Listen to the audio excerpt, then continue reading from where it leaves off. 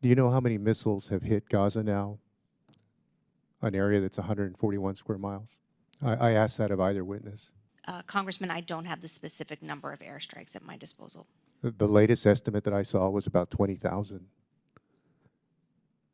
And as far as I can tell, there have only been about 5 hostages that have been released.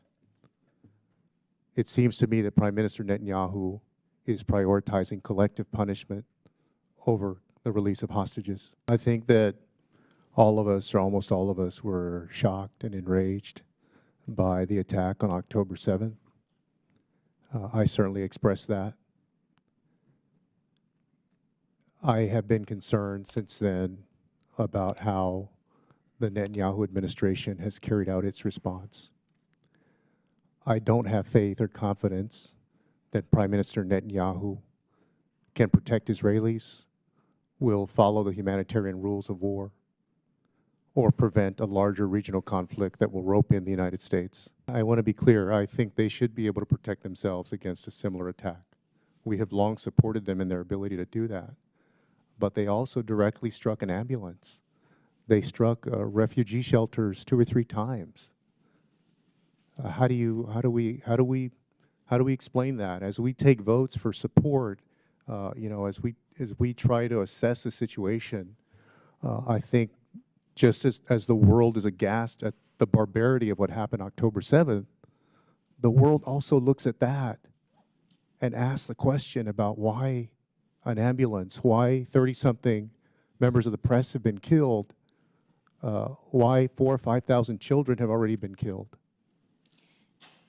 They're extremely serious questions, and we should hold Israel and the Israel Defense Forces to the same standards that the U.S. holds any ally or partner, and that is adherence to the law around conflict and necessity, distinction, and proportionality in its execution and implementation of its military operations. With respect to the ambulance convoy, this is a good example of the misinformation and disinformation environment. The Israel Defense Forces announced that they saw Hamas terrorists using the ambulance to conceal militants and weapons. It is also incumbent on the Israel Defense Forces and the Israeli government to make that information known so the world can understand how Hamas disguises itself and its tactics in civilian structures. I had read very disturbing reporting a few days ago that has been fairly consistent that there has continued to be a lack of substantial or necessary food and water that has reached Gaza, that the water system, for example, is out.